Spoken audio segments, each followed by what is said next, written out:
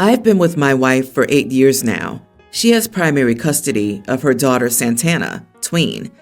Santana sees her dad, Mark, every other weekend and some holidays. As I've been one of Santana's primary caretakers for the past 7 years, since I moved in with her mom, I've taken care of her more than Mark has, and we're quite close. My wife and I went on to have 2 children, now a kindergartner and a young toddler. I've been a stay-at-home dad since the older child was born. As a result, I make lunches, drive kids to activities, etc. That includes Santana. Mark has always felt insecure about my place in Santana's life. I've always encouraged her relationship with her dad, while also being a place she can go to vent about her parents. I've never asked her to call me dad, but I've clarified that I love her the same as her siblings, and she's also said she loves me and considers me her second dad. Mark also mocks me for my stay-at-home dad role. My wife always shuts him down, and I just ignore him. He has in the past jokingly called me Santana's nanny, and I just roll my eyes and say, "Whatever you think, Mark." I really don't see him much, as my wife will take Santana to her dad's and pick her up. However, my wife was sick yesterday and asked me to pick up Santana. She couldn't get out of bed, and I knew Mark wouldn't drive out to us. He's refused in the past, so I went over to his place to pick her up. He was throwing a barbecue and had some family there. I had never met any of them.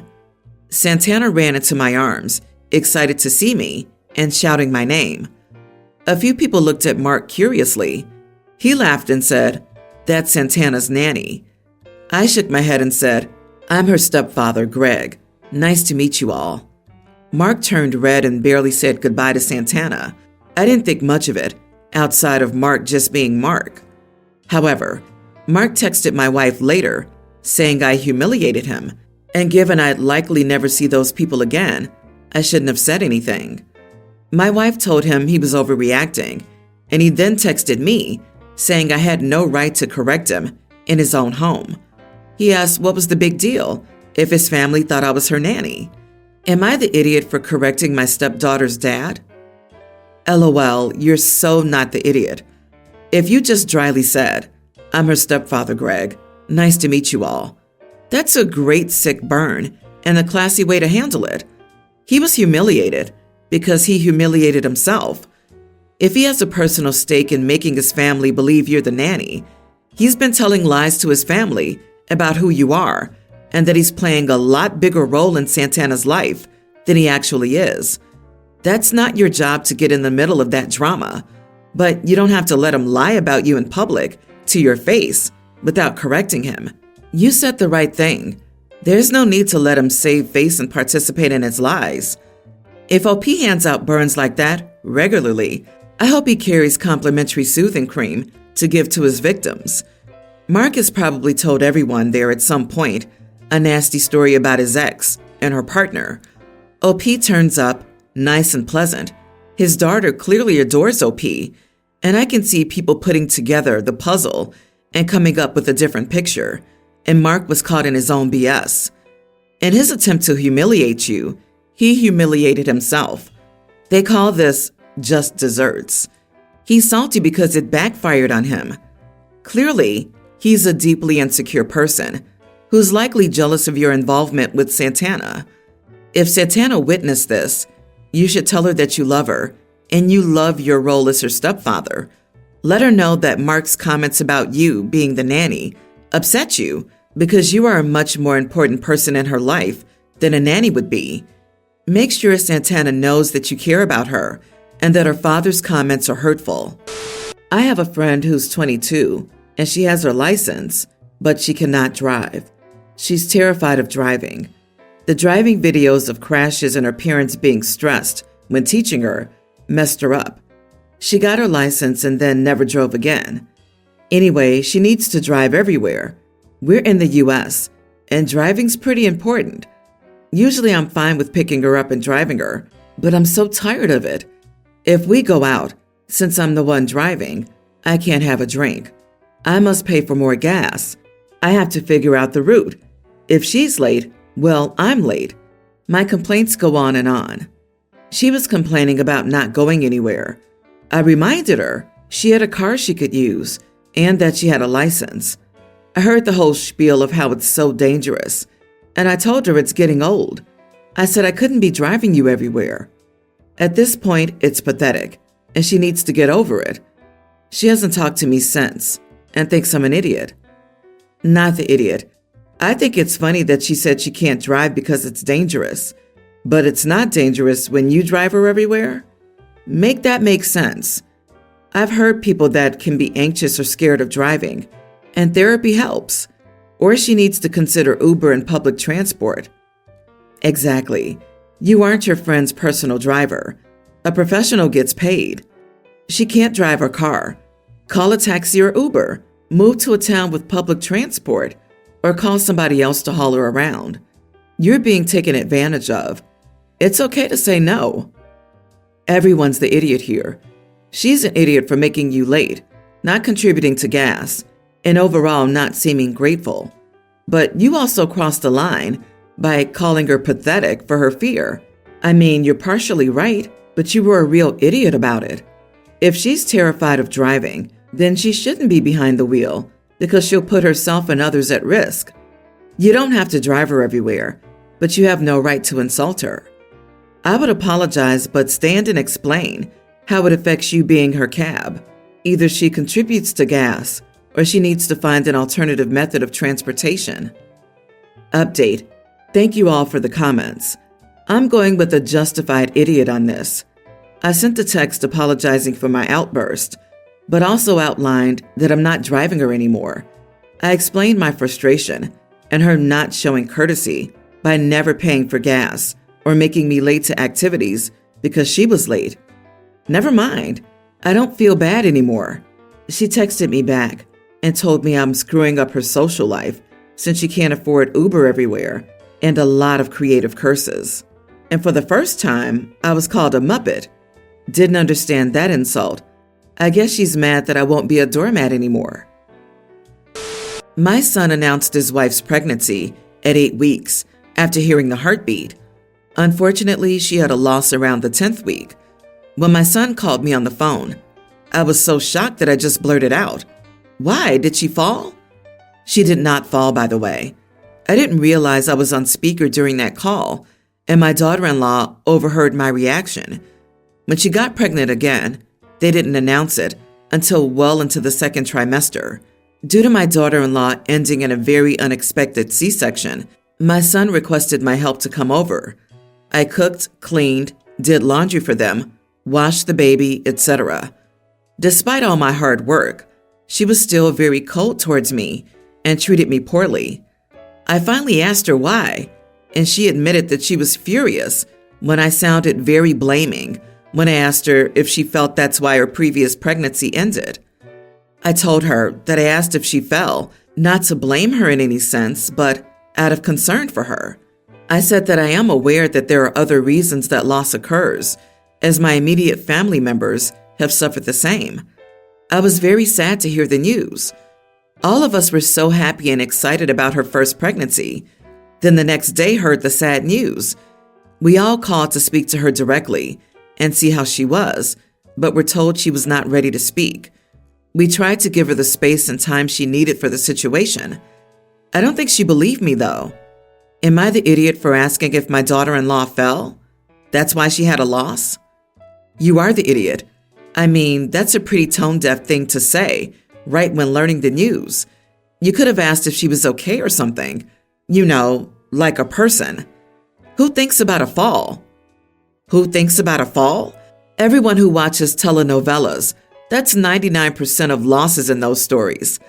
When something like this happens, the appropriate response is to ask if she's okay and let them decide if they wish to share any more details. OP's not entitled to know any more than what her son and daughter-in-law choose to share with her. Asking anything beyond whether they're okay is prying. OP, you were told she lost it, and your first words were why? Here's a tip for you. When someone gives you big news, traumatic news, something obviously huge in their lives, it is perfectly acceptable and preferable to take a small deep breath and a small pause This is where you think about what to say, instead of spewing out the first thing that pops into your head. This is one of those situations where you need to tuck your tail and profusely apologize, not because you had bad intentions, but because the situation is so painful that it just doesn't matter. Pride doesn't have a place here. Don't make excuses. Don't apologize through your son. Speak to her directly, genuinely, and lovingly. I'm sorry I said something hurtful during a terrible time in your life, and there's nothing I can do to reverse that stupid remark. Just please know I realize how insensitive I was. Update. Am I the idiot for asking if my daughter-in-law fell when I heard of her loss? I now see that I was acting like the passageway of excrement. I guess I now understand why I was never invited again to their house to see my other newborn grandkids after that. They only introduced their new babies when each turned over half a year old. I don't think I'll apologize regarding the fall comment, since the birth happened 7 years ago, and it's just weird if I suddenly bring up the topic now that they have a new baby again. I might be accused of pandering, like my daughter-in-law has accused me of gift bombing previously. She was the one who treated me poorly over a long ago comment I didn't even know was wrong, while I was working very hard to help her postpartum. So she apologized, and I accepted. I was really helpful and never slacked off. I cooked, cleaned their unit. It's only 700 square feet, so not much, luckily. Did the laundry, showered and massaged the baby, etc. My son recognized how helpful I've been and let me stay for 5 weeks. I felt that my daughter-in-law took my help for granted and was disappointed she kept a grudge over something I so innocently said. She didn't even confront me sooner. She waited a full year. I was just wondering why she was very cold, only wanting to eat in her room with my son, and not very welcoming to me when I worked very hard in her apartment. My daughter-in-law eventually apologized for her cold treatment towards me. Oh wow, you stayed for 5 whole weeks right after she gave birth in a 700-foot apartment? My current apartment is smaller, and if I were upset with my mother-in-law and she stayed for 5 weeks while I was vulnerable in postpartum, I'd never speak to her again. I can't believe she apologized to you, but you haven't apologized to her. You still haven't apologized to her for hurting her feelings to the point that she spent an entire year hurting over it.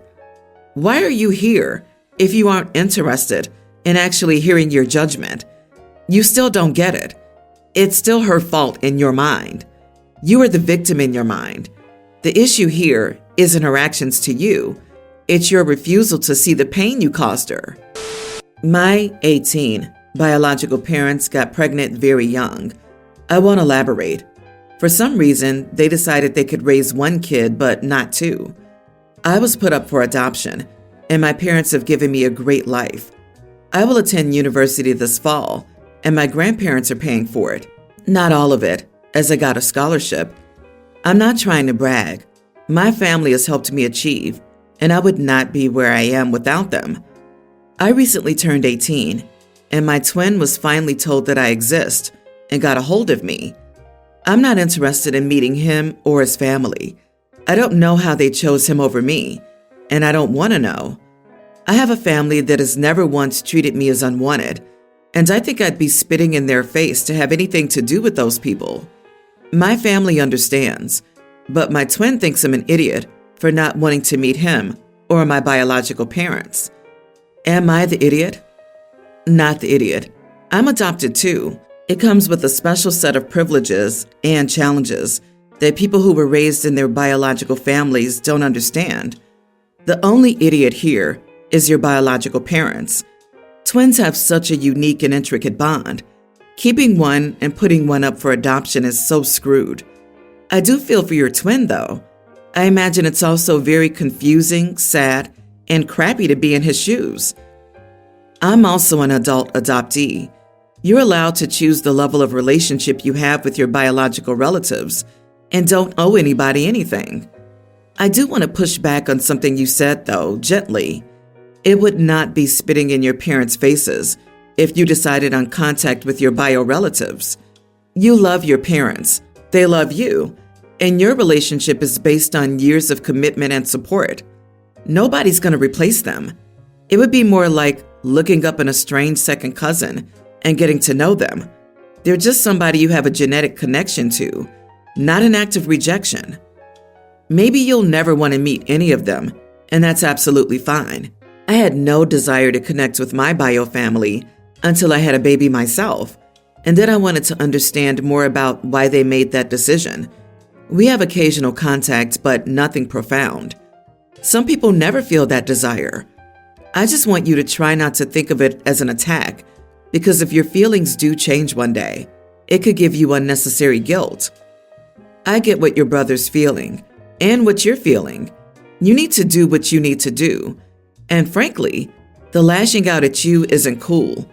He needs to do some work on himself. Don't get me wrong, I get the anger, but the lashing out isn't good. You are allowed to cut this off if it invades your peace. Info: are you a girl? Because if you are and they kept the boy, ugh. Ooh, if that is true, OP's birth parents are really idiots. I was going to overlook that given that I don't know anything about their financial or other situation at adoption time. If they gave up a female because they wanted to keep the male, that makes them the ultimate monsters in my book, and I would never want anything to do with them. I, 23 male, have been with my current company for a year now. Recently, a new guy, Jack, joined our team fresh out of college. Last Friday, my manager invited everyone to a bar after work. There, Jack told everyone about an achievement that he obtained over spring break. He visited his 150th country, Cambodia. In contrast to everyone else, who was asking things such as, what was the best or worst strangest thing you ate? Which countries were your favorite? And any cool stories? I just said, good for you, and went back to my drink. Jack noticed me being quiet and asked me why I wasn't joining in. I said, don't worry about me. But Jack kept pressing the issue. I finally said, Jack, visiting 150 countries is cool and all, but it doesn't say anything about you as a person. It just means you had rich parents who could afford to travel internationally several times a year.